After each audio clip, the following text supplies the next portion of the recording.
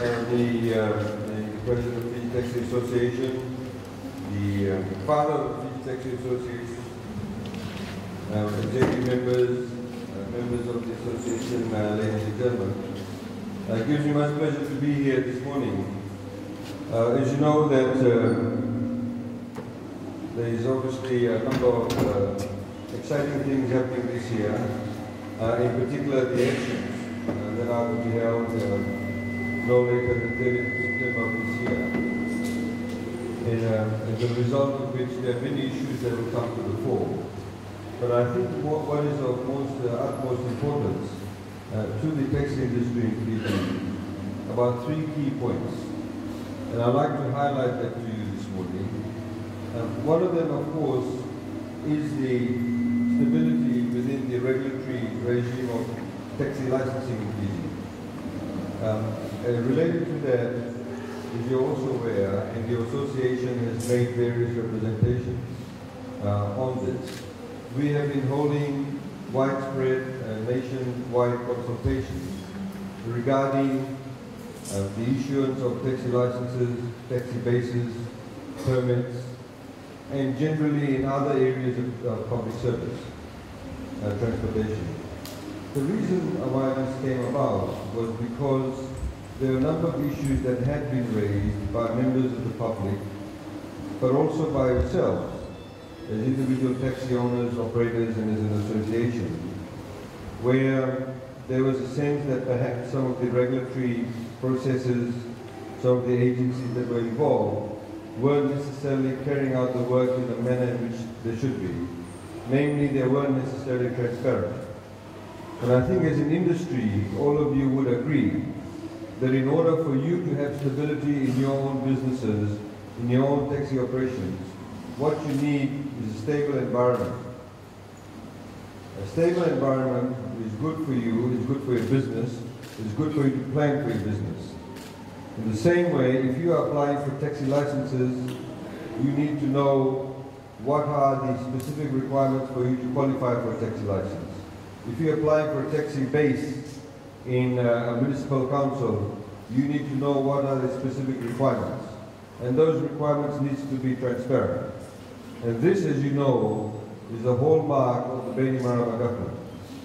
That apart from removing corruption or corrupt activities, we are also here to ensure that the business processes of the regulatory agencies and of the government is absolutely transparent.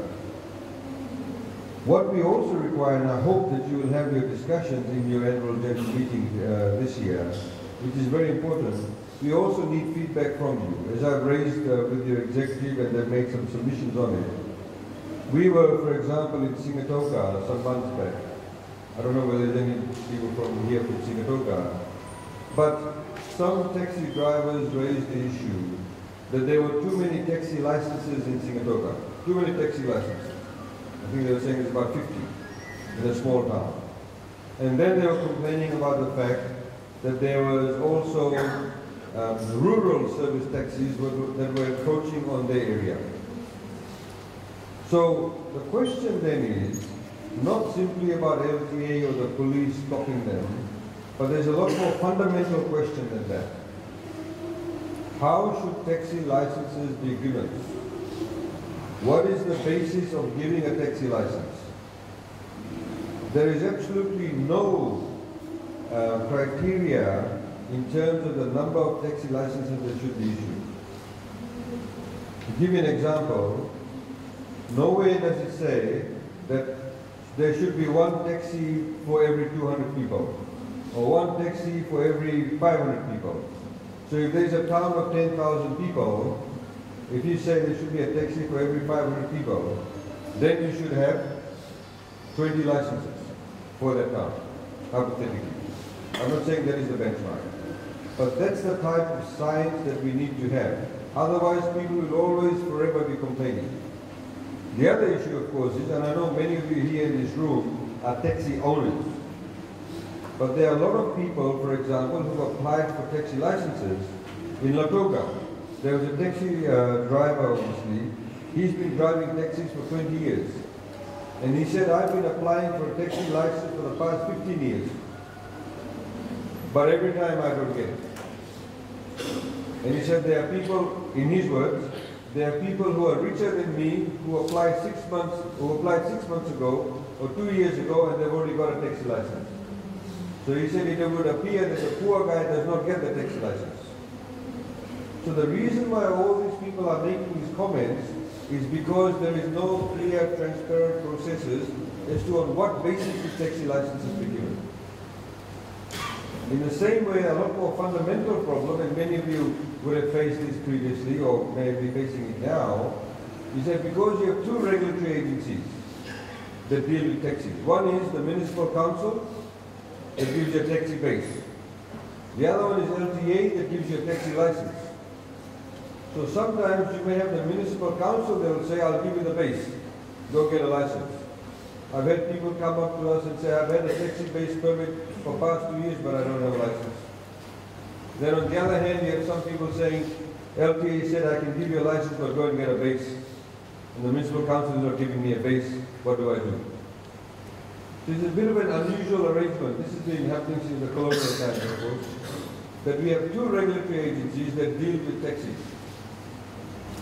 The other issue, of course, that you need to be aware of, because it does affect your business, and there are other providers of public service services in Fiji, public service vehicle services.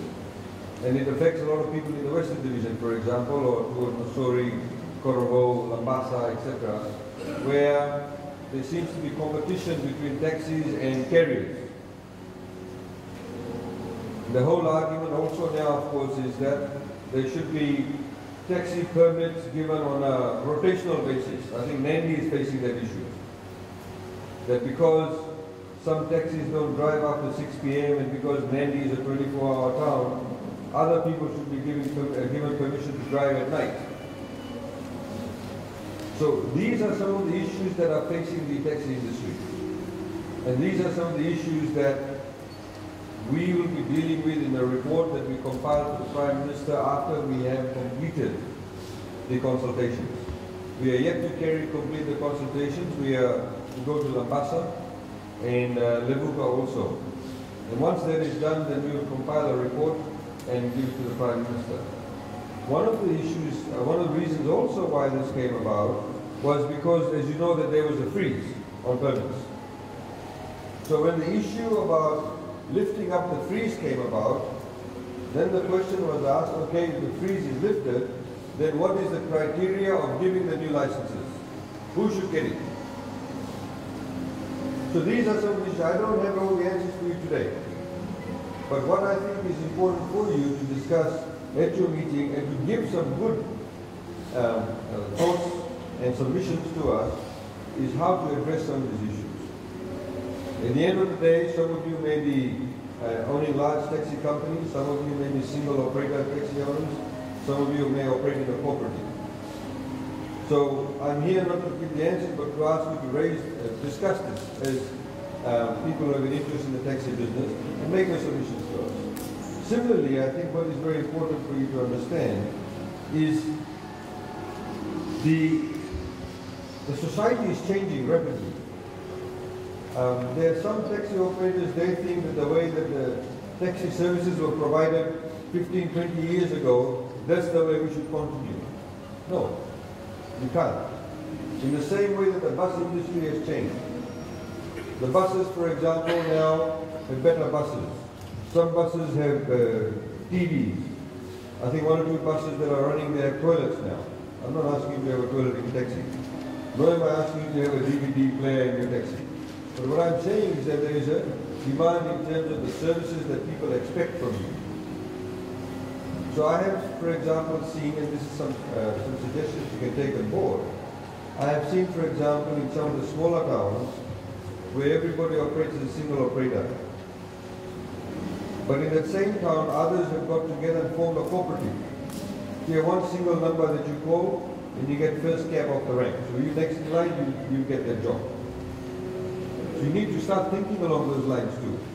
There are some places like this gentleman here, they look very good in their same Kalavata colors, same shirts. There are some taxi operators who got together and formed a cooperative, and even though they may be single owners, they still operate as one organization. So you can be on 24-hour call. There are people now who go shopping late at night. There are pubs, there are restaurants that are open late at night. In Suva, you have the economic zone. In Nandi, you have the economic zone. People may want to phone you and you go down to their house and pick them up. I'm sure some of you already do that. But I think that's some of the ways that you need to think about it, so how you can improve the services. That is very important. In Ba, for example, there is an issue raised by the carrier drivers and say, look, we should be allowed to operate from the taxi base because the taxi drivers or taxi operators don't operate after 6 p.m. Then we should be given the permission to operate from there. So when that was said, the taxi drivers, well, you can call me up at my house and I'll come. How are you going to deal with that? Are you going to charge them to turn on the meter from the time that you leave your house and go and pick them up? I know some taxi operators want to do that. Or are you going to start charging them when you actually pick them up? So these are the kind of things that you also need to think about to be able to modernize the taxi industry also, to keep up with the times. Because a lot of Fijians now travel. I'm sure most of you have traveled overseas, your relatives travel overseas, they use taxis overseas. They use public forms of transportation overseas. And they have a different expectation now. More people now have more money in their pockets. I remember a few years ago when we raised the taxi fares, some taxi operators were very angry about it. They said, oh, it's too much.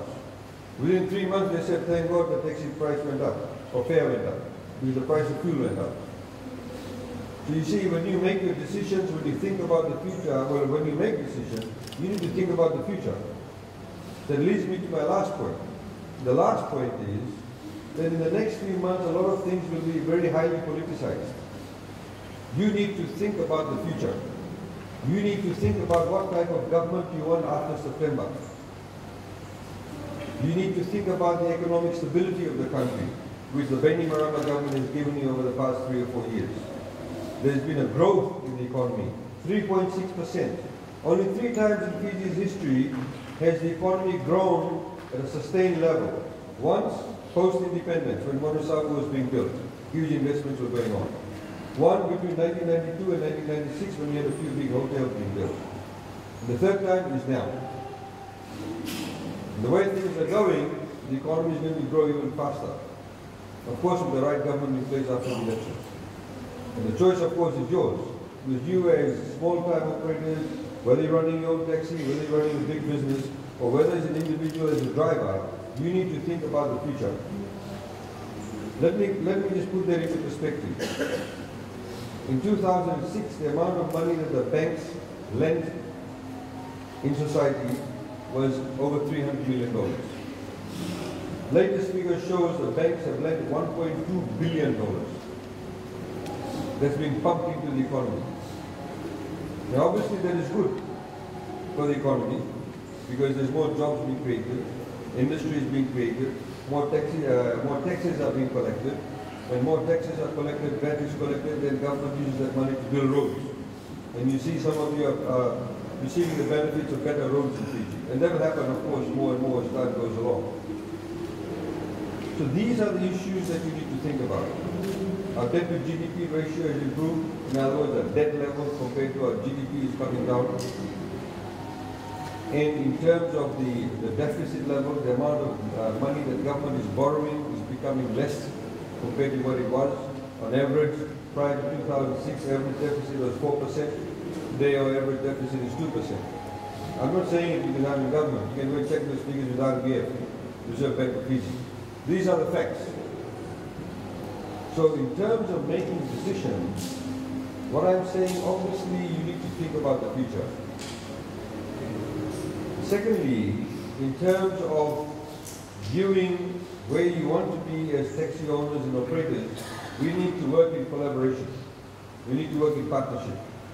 In the same way, you need to work in collaboration and partnership with whether it's mini buses or the big buses or whether it's carriers. Everybody obviously wants to make a living. But you need to be able to work out a system where nobody feels that they're being that there is any injustice. I think basically that's what everybody wants. You want the rules to be fair. We're trying to create the rules that are fair. And I think that is very, very important. Lastly, which I think is relevant to what I've been saying, under the Constitution that was promulgated by His Excellency our President, there is a specific requirement where it's called freedom of information and also access to information, which is very important. And that is fundamentally, once this decree is put in place because of this provision in the Constitution, you will be able to access information that is made by regulatory agencies. Let me put it simply. If you apply, say all these row of people sitting here in the front, they all apply for a taxi base in Suba. He gets it, the others don't get it. They will have a right to know how come he got it. An LTA or municipal council in this case, will need to provide it. He will also have the opportunity to go and look at his application and who are the people who made comments on it, who stamped it, who said no, who said yes, and what was the reason for the decision. And that's under freedom of information.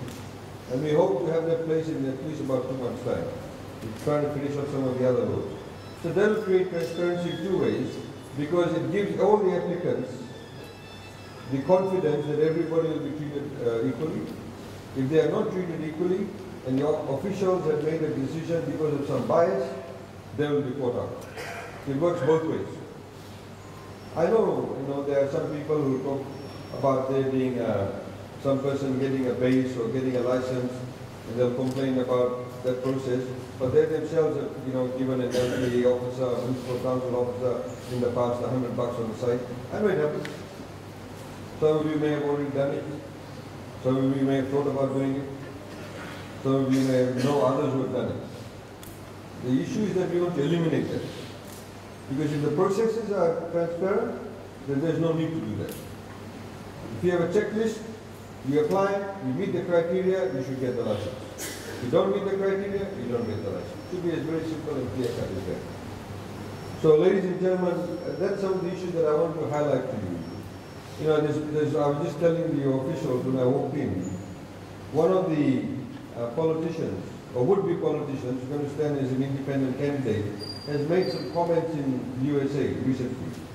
They said that the women in Fiji are scared to take taxis because they think that they'll get raped. I think it is very, very important for your organization to issue a statement on that.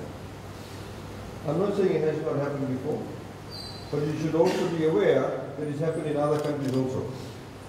It's not something unique to Fiji. That's obviously something that you need to improve as an association, your image. But at the same time, you should be able to stand up to people who are making it sound as if it happens all the time. So these are the issues that you'll be facing the next few months.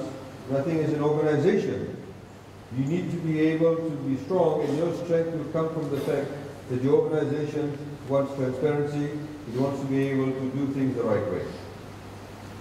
I thank you for the invitation this morning, and I wish you all a very good morning. Good night. Thank you.